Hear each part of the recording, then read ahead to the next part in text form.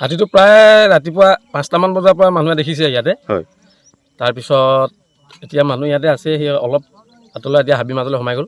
কিবা অনিষ্ট কৰিছে নেকি? অনিষ্ট এতিয়ালৈকে কাৰো কৰা নাই। কাৰো কৰা নাই। হয়। কেইটামান আছে হাতী? হাতী বৰ্তমান এটাহে আমি দেখা পাইছোঁ। এটা দেখা পাইছে। আচ্ছা, প্ৰশাসনৰ মানুহ জনোৱা হৈছে? প্ৰশাসনৰ মানুহক মই নিজে কণ্টেক্ট কৰিছিলোঁ, এতিয়ালৈকে অহা নাই।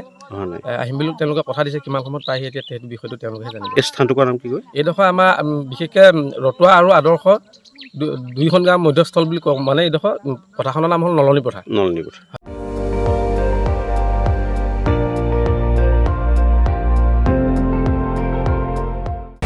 আপুনি চাই আছে ND24, সৰ্বশ্ৰেষ্ঠ নহয় সৰ্বোত্তমৰ দৌৰ।